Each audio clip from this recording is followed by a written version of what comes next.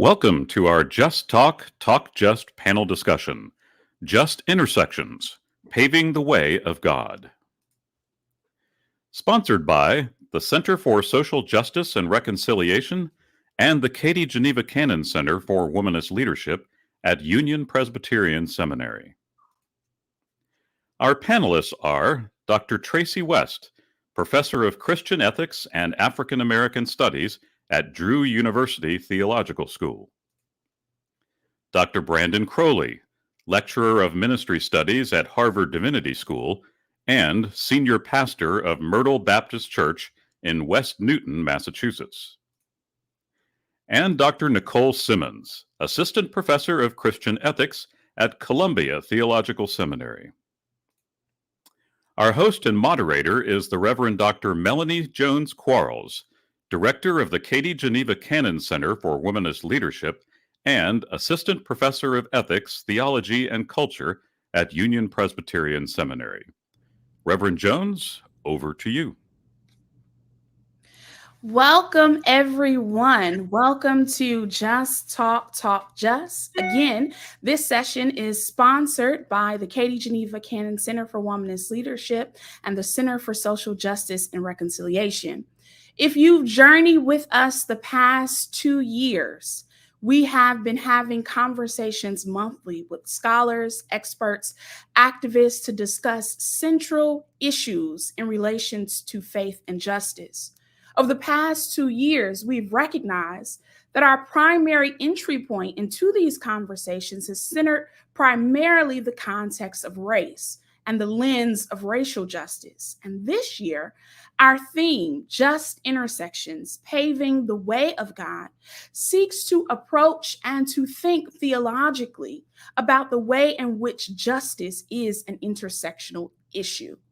For many of you who are joining us for the first time or who have journeyed with us, you may be thinking, what exactly is intersectionality? In 1989, legal theorist Kimberly Crenshaw coined the term intersectionality in her paper entitled Demarginalizing the Intersection of Race and Sex, a Black Feminist Critique of Anti-Discrimination Doctrine, Feminist Theory, and Anti-Racist Politics. She used this article as a way, and the term intersectionality, as a way to help explain the oppression of African American women. Crenshaw's then somewhat academic term is now at the forefront of national conversations about racial justice, identity politics, and policing, and continues to shape legal discussions. According to the Center for Intersectional Justice, the concept of intersectionality describes the ways in which systems of inequality based on gender, race, ethnicity, sexual orientation, gender identity, disability, class, and other forms of discrimination intersect in order to create unique dynamics and effects. Again, as you heard earlier, my name is Melanie Jones Quarles, and I am the director of the Katie Geneva Cannon Center for Womanist Leadership. And I am so excited to have on tonight's panel, 3 excellent, superb scholars to join us in this conversation.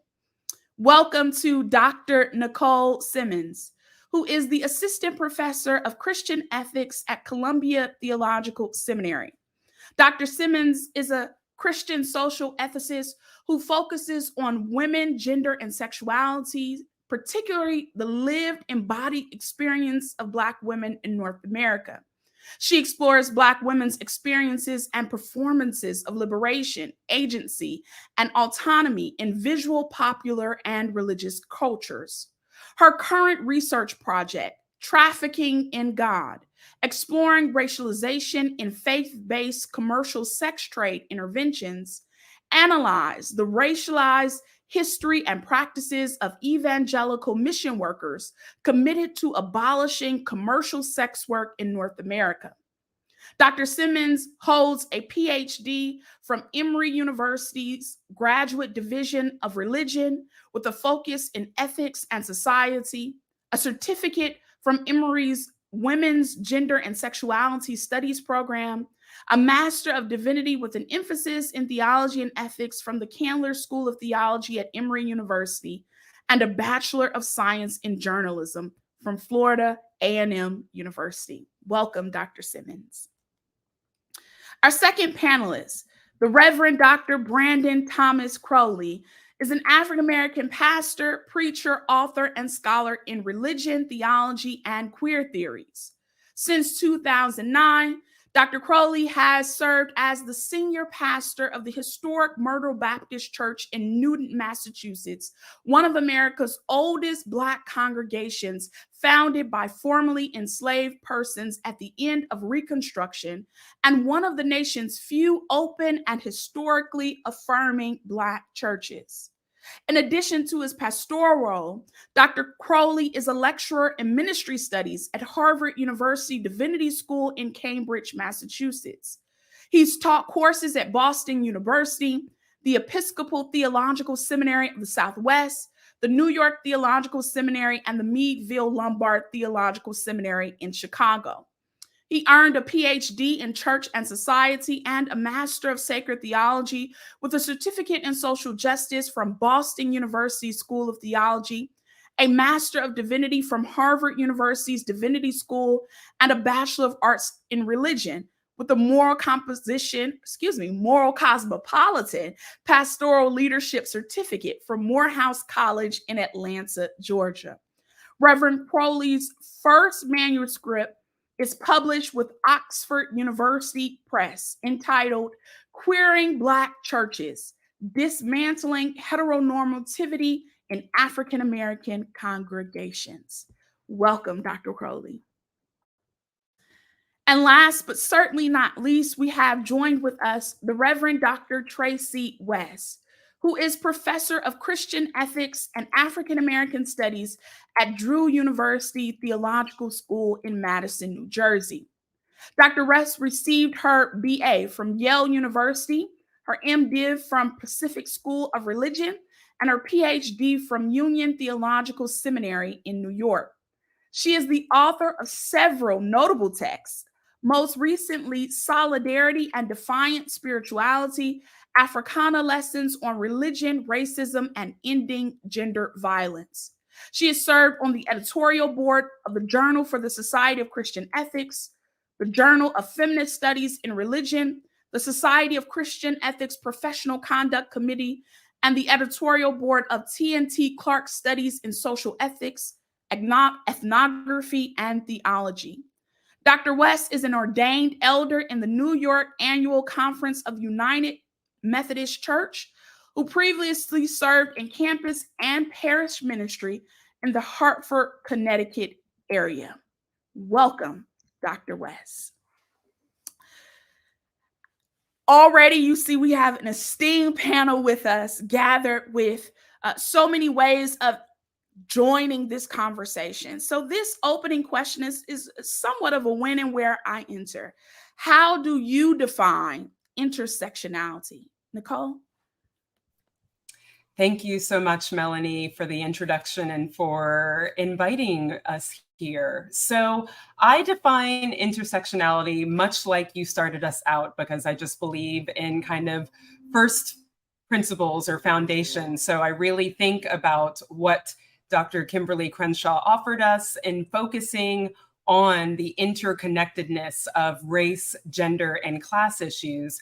But then in terms of where and when I enter, I expand on it, as many of my colleagues do, to consider sexuality, levels of ability, religion, and I keep branching out from there, right? Because as much as it is possible, I try to bring to bear many different identities, right? And the positionalities that we all access at any given time in recognition of the dynamism of human beings. So as many as we can list, I always think that there are many more that we can only account for through our encounters with one another. So my definition of intersectionality also really involves engagement with humans being in the world and considering that race, class, and gender as only a first step to thinking more broadly about the other identities and social and political positionalities. Branden? I think you're muted. I am sorry. Good evening, and thank you, Melanie. I am so honored to be here. So when I think about intersectionality, I'd like to think about it in the form of a framework. I like to think about intersectionality as a framework that centers on the intersection and connections of different social identities. And as a person of color, also, it focuses on the intersection of systems of oppression. I also like to think about intersectionality as a framework that acknowledges that every individual on this planet experiences different forms of discrimination and privilege based on varying factors such as race. And some of these factors overlap: race, gender, class, religion, nationality, immigrant status, and sexuality. And understanding these intersections helps us to really develop a more nuanced understanding of power dynamics in the world, of how marginalization comes into being and how it is systematized and undergirded by economic systems, and interrogating and investigating and thinking very deeply about these intersections helps us to acknowledge those aspects of privilege that exist within our context. So, for instance, let me give an example. If we're talking about intersectionality, it can help us to more accurately understand the experiences of, say, a disabled Black, lesbian, Muslim woman living in Atlanta, Georgia, who faces racism, sexism, homophobia, ableism, and Islamophobia within Islamic context, within Black context, and within the sort of wider American mosaic of religions, and even Black religions as well. To make it personal, I personally identify as a Black queer Christian male. And if you want to understand me as a person, you cannot divorce either of those parts of my whole. For me personally, my Blackness informs my Christian identity, my queer identity, and even my male identity. You can't see me until you see my Blackness. But and understand when I say see me, that I don't mean look at me, but I mean to go beyond the surface level observations or social and cultural assumptions to engage me as a being, as a soul, even thinking broader than just body language. Because sometimes in Black theological discourse, we like to go into that ontological aspect of being without seeing ourselves as multiplicitous. So I'm queer. You know, I see my queerness not just as a challenge, but I see my queerness much like my Blackness as an aesthetic that encompasses varying creative energies, expressions, identities, experiences, perspectives that make up, you know, who I am as a person. But I'll close these thoughts by saying that, but I think one of the things that we've started to do is to worship intersectionality. And I love Dr. Crenshaw, and I am a huge fan of hers. When I saw her at the NAACP, I fanned out all the way. But it's a human framework. And so I think we also have to think about the fact that intersectionality has its limitations. It has its limitations and its challenges. For example, when using intersectionality as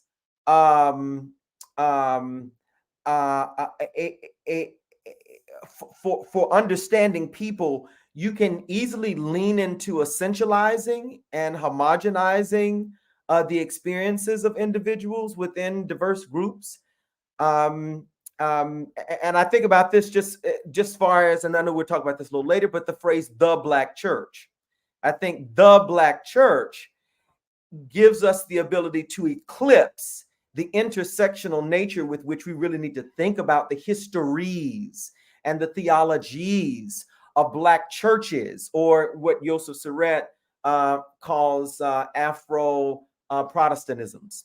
So that's how I sort of think about intersectionality. Traci. Well, I don't know that Nicole and Branden left me too much to say. You just warmed it right up. I love it. So I am so drawn to the notion of intersectionality as a tool. And so I think we have to have a toolkit of analysis. And I want to lean into, in a slight contrast, but really a complementary contrast, if there is such a thing, to the issues of identity. So I want to contrast with emphasizing social identity and how intersectionality talks about social identity. Instead, or in addition, rather, in addition, I want to emphasize the issue that both of you mentioned, of power and how systems of power, and it's a tool to understand systems of power. So I agree wholeheartedly with the identity and the social identity piece, but I want to put an emphasis on there's a way in which one can experience tremendous domination and go, what is going on? What is happening to me? I'm being objectified. I'm being stigmatized. I'm being targeted. Is it because I'm Black? And sort of inward and think, okay, intersectionality helps me to see all the ways in which my identity is at stake. I want to go outward and say, look at all of the decisions that are being made by institutions, by the church, by church leaders, by politicians, by the media, by global economic corporate power, all of the decisions that are being made that reinforce the stigma and domination and interests that are deliberately congealing and working together in ways that diminish social and spiritual flourishing, and collective social and spiritual flourishing. And the place that I enter is thinking so much about intimate violence. And you two have both mentioned Crenshaw. And absolutely Kimberly Crenshaw's historic article about intersectionality is about domestic violence. It's about the law and domestic violence. So it's such a helpful place to think about intersectionality as a tool that helps us to get what is going on in what too often gets reduced to just an individual, personal dynamic between a perpetrator, an abuser, and the person victimized. And so in its nascent sort of emergence out of Crenshaw's work, it is so much about recognizing power and domination and systemic power and domination, and particularly since Crenshaw is a legal theorist in terms of the law. But I want to back up to the Combahee River Collective in 1977. So I want to say that Black lesbian feminists in your part of the world, Branden, in Boston, right? These Black lesbian feminist collective in 1977 who came together and wrote this radical intersectional manifesto about systemic domination and exploitation, based on giving voice out of their experience as Black lesbians. I also want to call up Patricia Hill Collins, and a Black feminist sociologist, and who also wrote about intersectionality in Black feminist thought in 1990. So there are a number of theorists that have worked on trying to give us this tool. The other piece I want to add to my discussion of what it means is that it's a resource, that intersectionality helps us to recognize the resources of power for strategies of resistance to domination. So the collective spiritual and social self, our collective spiritual and social self, intersectionality helps us to see we can create enormous and impactful ways of resisting that exploitation and domination, and at a range of intersections in how we can function as communities and as in conjunction, in coalition, in support, in solidarity with one another. Last piece, promise, this is the last piece. And that is right in this moment, intersectionality, and you talk about what it means, you have to talk about the current political climate. Intersectionality is a target. What does it mean? It means that it is a threat to white supremacist domination, and to have politicians, a particular politician in Florida, governor in Florida, specifically, who wants to be president of the United States. And how does he think he can mobilize people to support him? By saying the word intersectionality, by saying Kimberly Crenshaw, Black women's name, feminist names, theorists, and specifically saying queerness and naming queerness as something that is directly related to intersectionality, which is something that needs to be banned. And it's not just that he announces it, it's that it's a tool to create momentum for white supremacist hate, which can be lethal. We just saw in Florida just this despicable hate crime, but also it gives fuel to systemic structures of domination in education, in church, etc. I'll leave it there. It's so much that is right on target. I think some key words that I'm hearing is the kind of negotiation of power and privilege that I think all of us are doing in terms of our social identities, that we're constantly negotiating our own power and privilege in every room and space that we enter, and often never seeing ourselves or trying not to see ourselves as wholly marginal or as wholly dominant, but constantly negotiating that, right? The question, I think, so many ways that I want to hit that, because I think that, Kimberly Crenshaw opens this up, and the Combahee, as you mentioned, Traci, opens this up to think about this long kind of Black feminist theory that has helped us to develop this lens of intersectionality as a way of approaching our interior lives in terms of social identity. But I like the way that you reframed it for us in terms of how institutions are also creating systemic oppressive structures that are related to these very intersections. So, Nicole, I'm thinking, what intersections do we see within our communities? And how might we ethically tend to the multifaceted needs of our communities? Just want to hear your thoughts on that.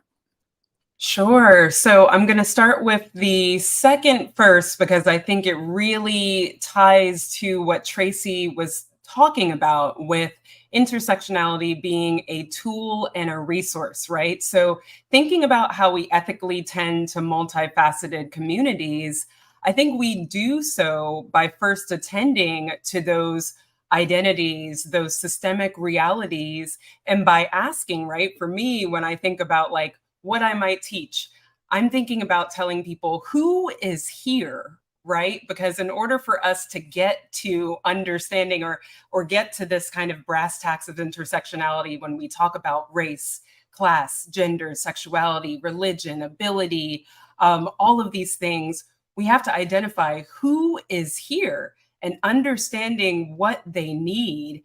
And one way that I think about this is through McKnight and Kretzmann's asset-based community development, something that I learned in seminary a very long time ago, that when I learned it, I could not figure out how I could actually apply it. But over the years, I realized that it is actually more practical than not, because the theory is about understanding existing assets in a community, right? It's usually about identifying material resources of a community and then mobilizing individuals to realize and develop those. So then when we're thinking about how this connects to intersectionality and ethical responses to multifaceted communities, it's that we think about people's identities, the way they experience the world according to those identities and political realities, and shaping solutions according to that, right? Which means like it takes time, right?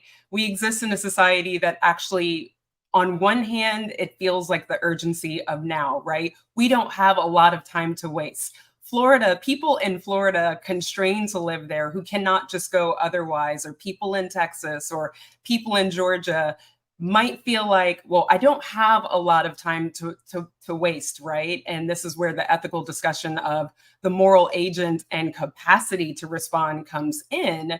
But the thing that maybe people with privilege, with resources, with time, we get to sit, we get to engage, we get to understand what are the experiences, right? Not from a single issue approach or what we see certain leaders in states doing, where they lob intersectionality, they lob queerness, don't say gay becomes a weapon. And so people are fighting different battles with these weapons. And so one of the things is that when we're thinking about ethical responses, it is about meeting and deeply engaging and identifying people as resources, as founts of wisdom, right? I would be remiss if I didn't bring up and invoke the late Reverend Dr. Katie Cannon's work, where she talks about the fact that the Black community, right? I'm speaking from my perspective as a Black Jamaican American woman. The Black community has moral wisdom. And when we say that about the Black community, the queer community has moral wisdom.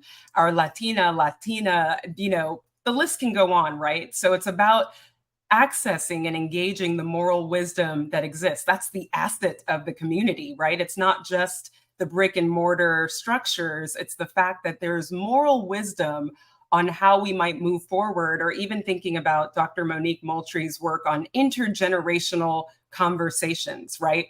We don't get to do this as Gen Z in their own corner and millennials over there and boomers somewhere on the side, but we figure out how to intersectionally, right? And here's where we're like, intersectional means a lot of things, which includes working across generations. So those are just some of the ways that I think about responding ethically in multifaceted communities and to multifaceted people. It's about understanding who is there. It's about looking at moral wisdom as an asset.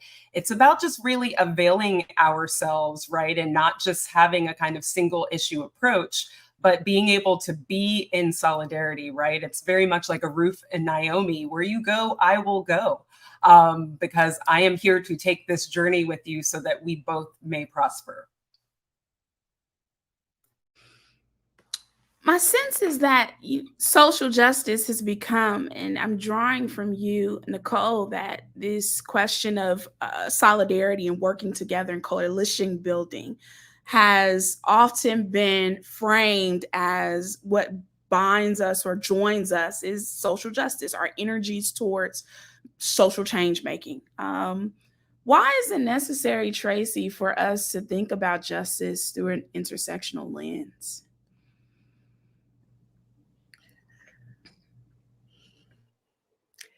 There is no other possible way to confront injustice and its tentacles. And it's just relentless barrage of assaults unless we have a matching imaginary and vision of our spiritual and social possibilities to confront and tell the truth.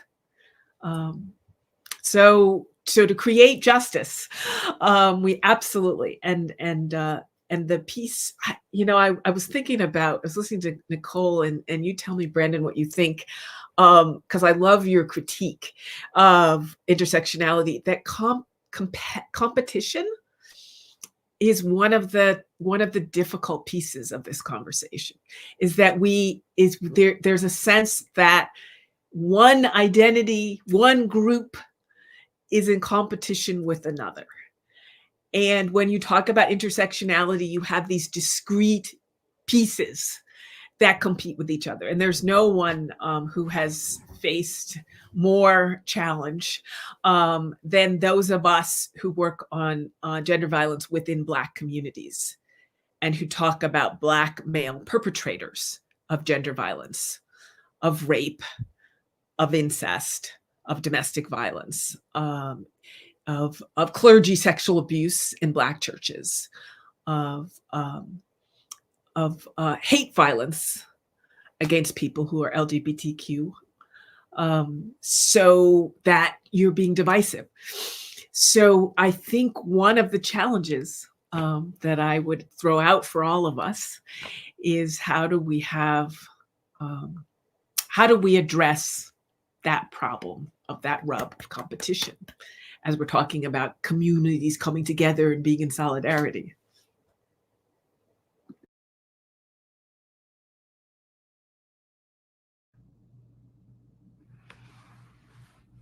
I'll open if anyone wants to respond to Traci on that. You know what I mean, Branden? Trying to pull you in, because you're doing the critique, which I love. It's so important. This is not a celebration of intersectionality. It's to dig deep and understand its strengths as well as its limitations, as you pointed out. Yeah, I think one of the things that I'm worried about is, well, first of all, I greatly appreciate your framing of looking at it as a tool. And for me, that's the thing I see a parallel between queering, which is something that I've invested a lot of my life and thinking into, and intersectionality as well. That intersectionality becomes a way of one to reflect upon one's own journey and experiences, recognizing the layeredness of our existence. But it is also a tool that one can use to do the work of justice in the world. One of the things I worry about, though, is when these tools get in the hands of the masters and they begin to use intersectionality as a way of generalizing specific communities and context. So making assumptions about Blackness, around queerness, around gender, and then allowing those stereotypes and those normative claims to seep into how one sort of does this work. And I do not think that that is what the creators of intersectionality were trying to do. I just worry about what happens when it falls into the hands of our oppressors to then try to minimalize our identities into these varying pockets. Yeah.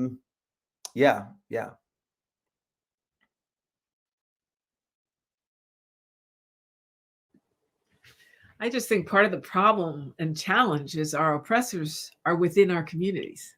Yes. And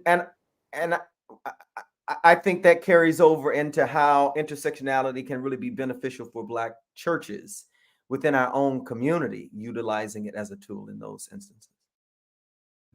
I think that's the next question, Branden. How might dialogue about intersectionality be useful for the church, right? Because there's a tension to say, or a tendency to say, intersectionality, that works for out there, right? That works for kind of politics and legal theory. That works for discussions around critical race theory, but that doesn't really have anything to do with questions around theology or faith and justice, or even the inner workings of the church. So I want to ride off of our senior stateswoman Traci's statements that I think there's really no way to do ministry except for to do it intersectionally. I think to make an assumption that any particular congregation or context is representative of persons that are all the same is an assumption that is rooted in ignorance. That the type of churches and ministries that the world actually is moaning and groaning and standing in great expectation for are ones that have a broader understanding of the diverse experiences and identities of the Black community. So let's just start there, recognizing that we all have different diasporic backgrounds. Boston becomes a very, I hate to toot our own little city here, but Boston becomes a great way to sort of look at this because the Black churches in Boston are not just made up of members of the African diaspora who are descendants of slaves from the North American continent, but from the Caribbean. There's a large immigrant population. We see this especially in the Black Catholic and Black Episcopalian communities. And so I think Black churches, we as a part of the Black ecclesial mosaic, because we're all different in Black churches itself, all right? That if we would begin to have a more inclusive and intersectional understanding of our existence and our makeup, I think intersectionality also becomes an important thing for churches to consider when we think about power and the way that certain individuals are marginalized and certain individuals are affirmed within our context. As a Black queer person, my work in trying to queer the Black church is actually forcing and pushing the Black church to think intersectionally about the nature of heteronormativity and how gender, classism, and even heteronormativity, I argue, is really related and connected to puritanicalism and rooted in certain aspects of white supremacy. I think also as pastors, we have to start taking an intersectional approach to pastoral care and support. I think that an intersectional approach to educating and teaching pastors about pastoral care will be very important in helping us to be sensitive and relevant in our pastoral care, especially around matters of human trafficking, which is a major issue that we're experiencing in this neck of the woods here in Boston. Also in domestic violence or gender-based violence as well. So I think if Black churches in particular are going to remain wedded to that original thread of commonality that Peter Paris talks about, which is our anti-racist nature in being unapologetically concerned about the Black soul, regardless of how the Black soul is fragmented by different normative gazes, that if we're really going to do that work of addressing the social issues that plague our communities, that we have to take an intersectional approach. To only look at it as intersectionality as something that needs to be applied in the broader white American context that does not trickle down into Black churches. I want to also just give one of the questions that you shared was a sort of biblical example of a way of intersectionality sort of being brought into play. One of my favorite stories in the Bible is of Philip and the Ethiopian eunuch.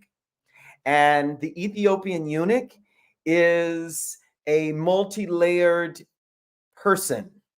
First of all, he's Ethiopian, and we have to think about that in the form of Blackness, not in the form of regionality in the way that we do in the current context when we use that frame. So we're talking about a certain element of ethnic background.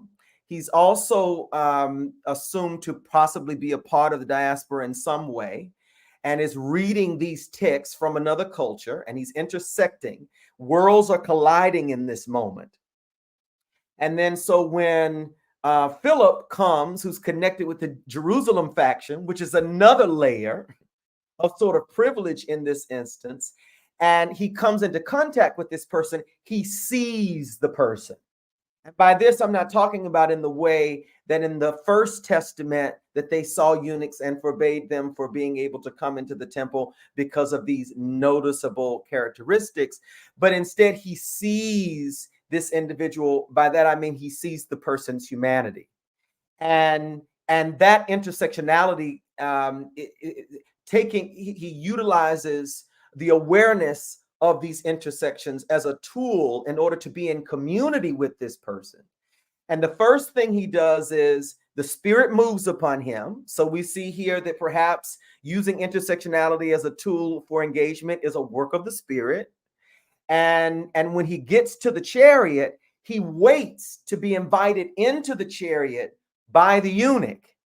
He does not go into the space like he has the answers, but he waits to be invited into the space. And when he gets into the space, he then poses the question, how can I help you to get access to this that you're trying to gain access to?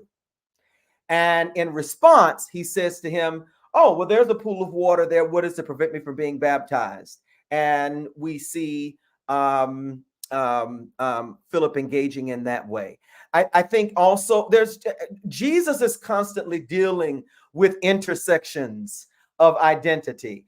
Paul, as much as I've always not liked Paul for so long as a queer person, Paul's work around Gentiles and taking the gospel into these uttermost parts of the world, he's bringing in an intersectional lens, and he's saying things about appropriation of certain cultures when it comes to discussions around circumcision.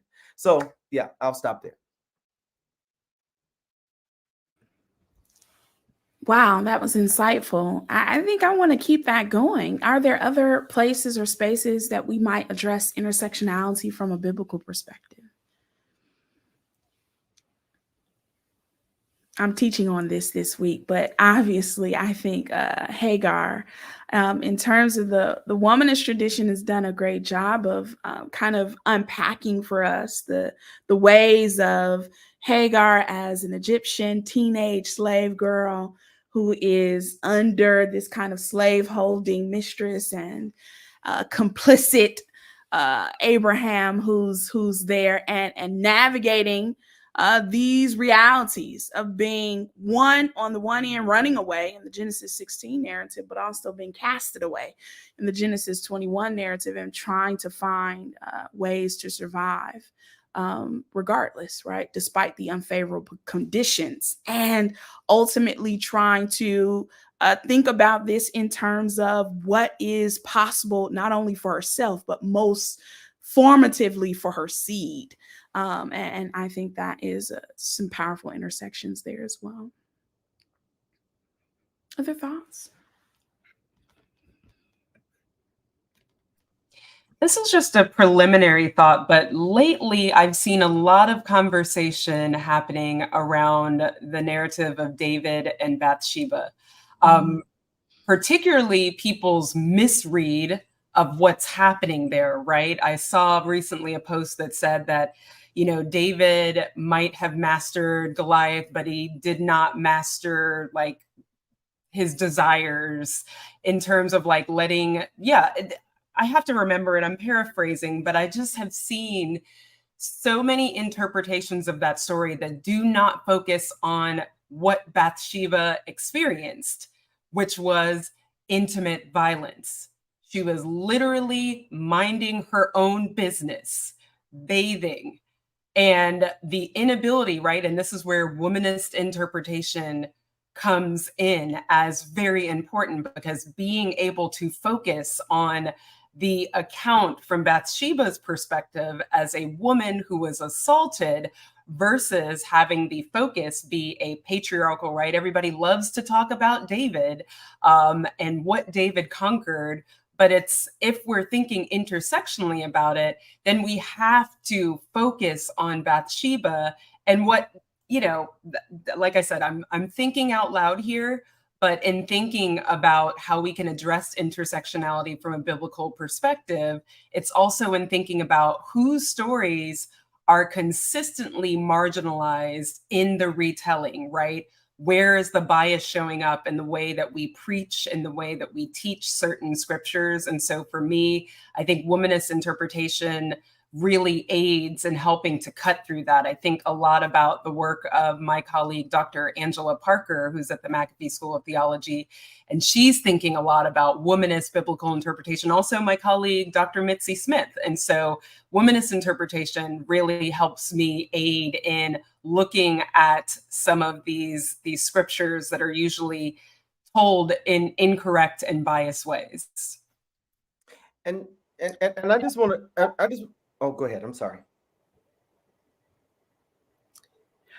Okay, I just wanted to jump in and add something. I'll do it real quick, and that is, this conversation about Bible allows us to focus on another dimension of intersectionality, and that is method.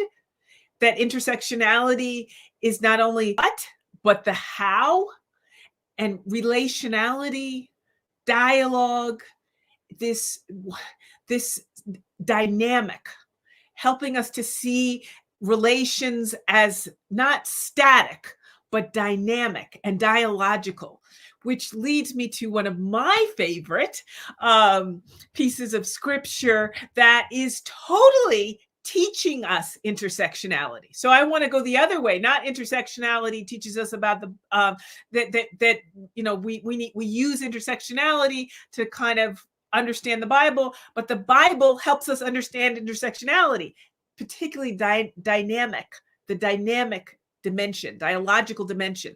And that is the John, I think it's John 4, the Samaritan woman at the well talking to Jesus. And what's more intersectional? He tells her, you know, get me some water. And she never gets him water. I know I'm going to argue. So many people argue with me about this, but I will say she never gets it. She says, "How is it that you, a Jew, ask of me, a woman of Samaria, to get you a?" I mean, we're taught. It's teaching us intersectionality. Right there, and it's like, let's not talk about getting any water. Let's talk about who you are in terms of the power and privilege that you have, and who I am in terms of the power and privilege that is denied me based on who I am. And then he does this low blow. Then he starts talking about her sexuality. Right, he goes right to her sexuality in this really intimate conversation. And then she pushes back every time she pushes back. And then he reveals the most intimate part of himself and who he is and how he's called, right? So this back and forth that occurs in that scripture passage is about this dynamic relational understanding that occurs when we have this intersectional mode, tool, lens. And so I just think it's all through the scripture that scripture is teaching us the nature of intersectionality in ways that are so revealing of the divine, and also of how we are God's precious. We are God's precious people.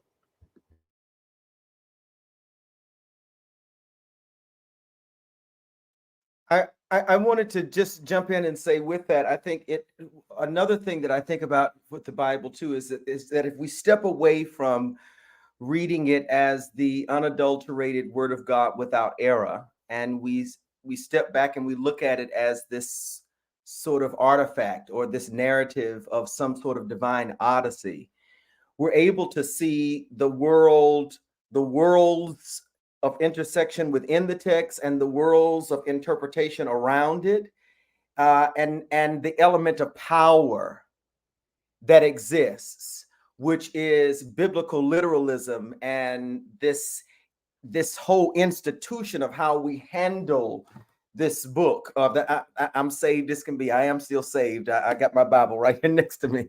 The way that we handle this book, and the way that we revere this book and turn it into a God. I think one of the things that we lose when we do that is the ability to even critique the culture that is around it. which I think intersectionality becomes a tool for us to be able to do the work of dismantling that stronghold, to use churchy language. I think we're right on target. Lamar McIntyre asked, just as you were speaking, Traci, can you speak to the Samaritan woman at the well? And we certainly spoke to that as one of the stories that we can raise. If there are folks who are joining us online and you have questions, please drop them in the chat. I do see one from Sam Ziegler that says, what is the relationship between intersectional ministry and trauma-informed pastoral care? Is there one? I'm gonna put this on Branden.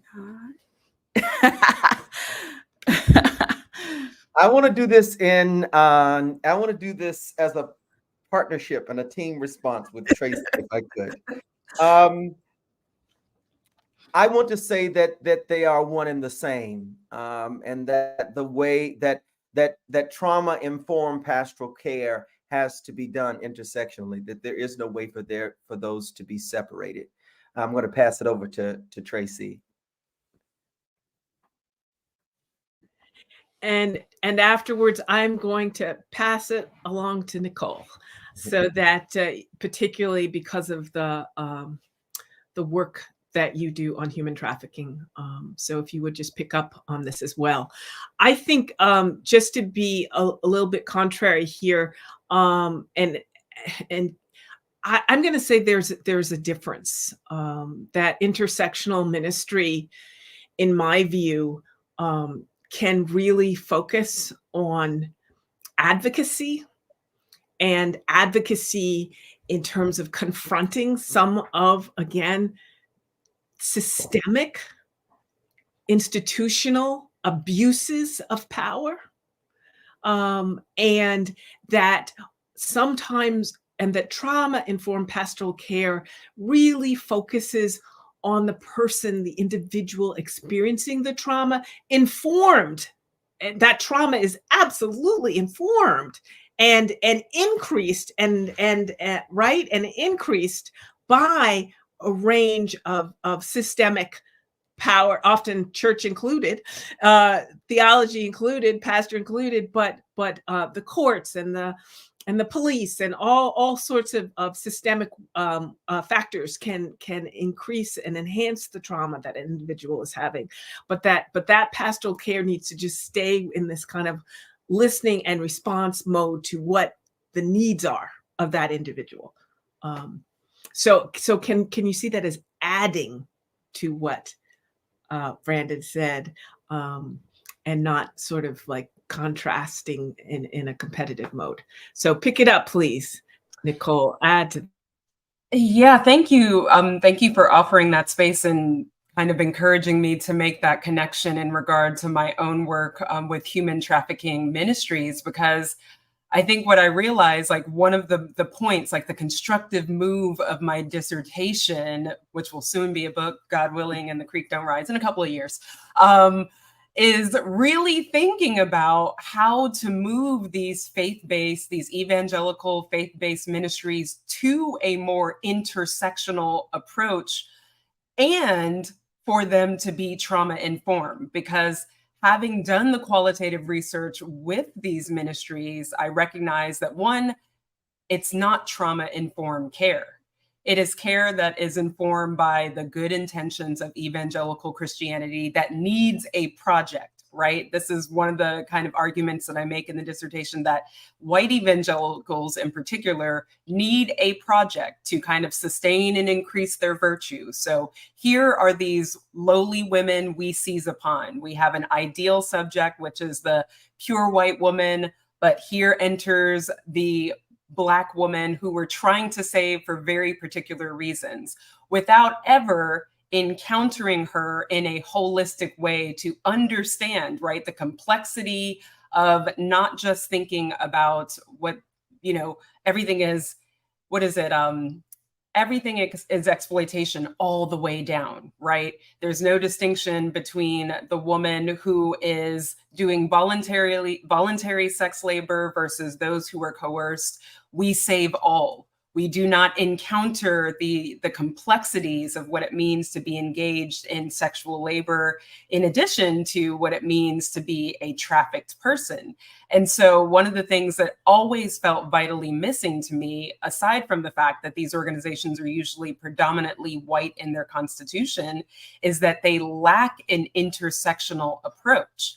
The approach that matters is the one that they come in the door with, right? There's the white Christian evangelical impulse that I am following. Never mind what an entire system of, systems of oppression, identities, none of this matters. What matters is that I have this goal to save people in this one particular way that is not trauma informed and is not intersectional in approach. Although they might say like, it is intersectional because I'm helping Black women get off the street. So this is me, white savior, helping Black people. I'm being intersectional by the very work that I'm doing, when it's deeper than that, right? We've all talked about the fact that it's the identity, but it's about the system, right? It's about the analysis of systems of power, of systems of oppression, of what constrains people to have to do particular kind of work, but also understanding how to utilize intersectionality as a tool and a resource, as Traci told us, and to think about how the Bible gives us clear examples of intersectionality. So when I think about this relationship in relation to the work that I have done and that I am doing, I'm just like, well, that's the missing piece, right? Is that intersectionality as a framework is not even part of the foundation of the way that these organizations do the work, which is why the question exists in the first place and why the dissertation could be defended, because it was defensible. It was proved to be true, but it's still work that has to be done so that, it can be done better. I really could sit and talk with y'all all night, but I recognize that we have ran to our time for the evening. I would love if, as we do closing remarks for everyone, that you add any resources that you might invite folks who are watching to read or to watch or to check out, maybe resources of your own work, or things that you might want to point folks to in relation to intersectionality and these questions of justice and faith and pastoral care and church and so forth. Branden.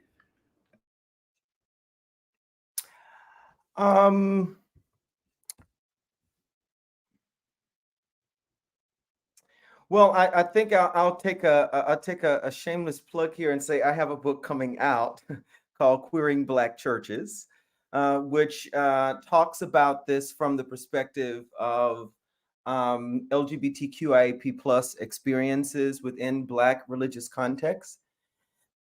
And so I would like to suggest that as a way of thinking about gender and sexuality in particular in Black churches. And I'd also like to just, in my closing statement, to say that one of the other questions that we didn't get to really jump off into is the idea of intersectional theology. And as a practical theologian, one of the things that we like to think of ourselves as interdisciplinary. We're bringing in a lot of different disciplines. And one of those disciplines becomes sociology, and even ethics. And so I like to think about intersectional theology in that same way. I think that if we could really push theology proper as a field into thinking intersectionally, and by that I mean addressing theologically the intersecting aspects of like social identity and gender and class and sexuality and race, and other factors. And this becomes our sort of approach and lens to interpreting scripture, the undergirding fabric of our ecclesiologies, what makes us church, what describes and depicts what it is that we do as church. But more importantly, I think it would also help us to have a deeper and more complex understanding of God, because we get to see all of humanity as the Imago Dei. which makes God just one big intersection. And beginning to study God from that perspective, but also thinking about theology not as just how one describes or how a community describes God, but also thinking about theology from the lens of a practical theologian, looking at practice and praxis as a way of discovering what a theology is of a particular context. So yeah, I hope that the next big revival of theology will be intersectional and even going beyond Christianity in that instance. Like, I think we need to talk about intersectionality amongst the Black Christianities. We need to talk about intersectionality amongst the Black religious traditions. And then I think we need to talk about that even broader as well, even broadening our concept and understanding of God.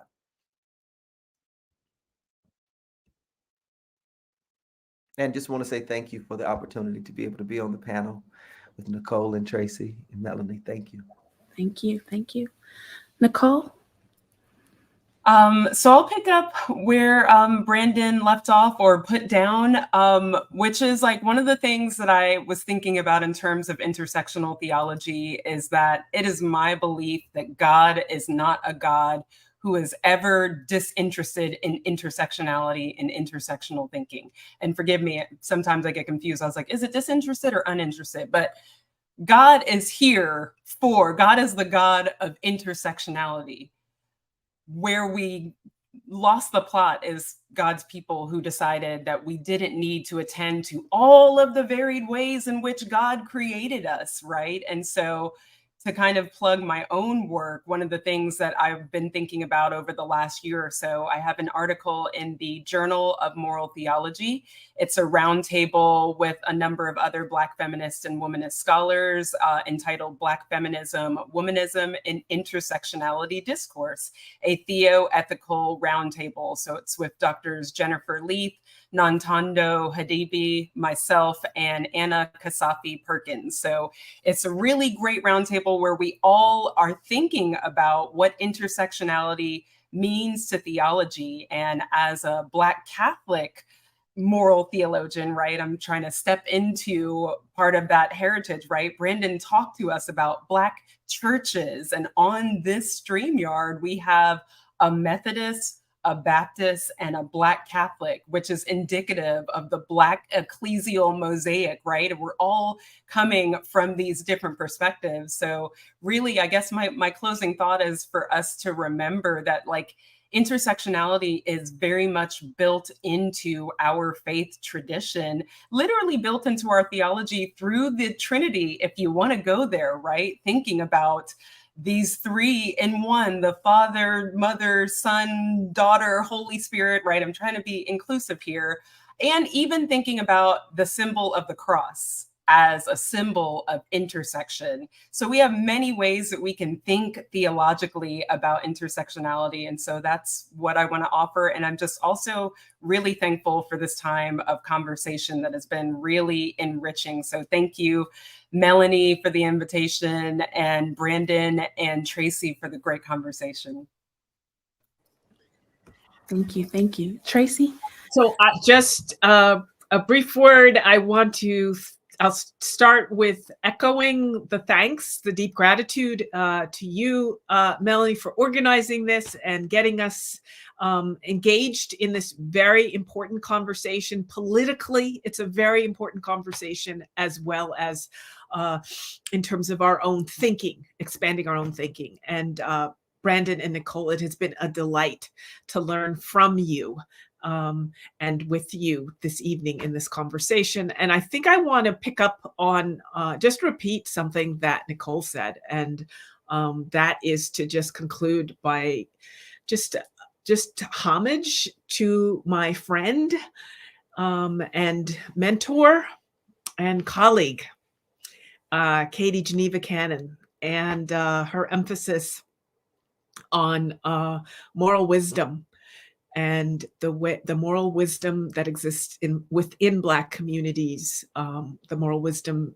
that Black women and Black trans, non-binary members of our communities hold. And so I just want to encourage all of us and all of you out there listening to just embrace that moral wisdom in ways that enable you to flourish socially and spiritually.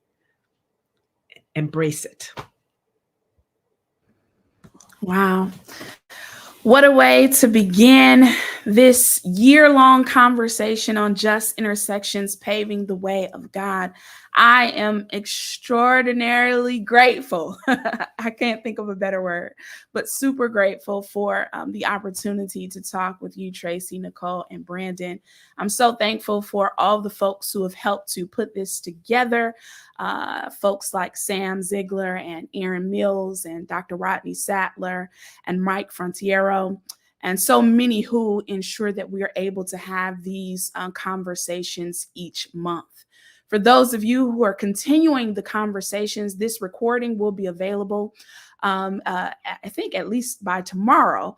But more than that, these conversations will continue next month as Dr. Sattler leads us in a discussion around voting rights. It is our interest to ensure that these issues that are happening in our time, in real time, in living color, that we're thinking theologically about them, that we're thinking ethically, that we're thinking biblically, so that we can move from just talking about it to actually moving to practices that are just as well. Thank you again to everyone that has joined us from near and far, and we look forward to our future conversations next month as we continue Just Intersections, paving the way of God. Thank you. Thank you, Dr. Quarles, and thank you all for watching. Watch your email and social media for details of our next Just Talk, Talk Just panel discussion on voting rights in our communities. Until then, enjoy the rest of your day.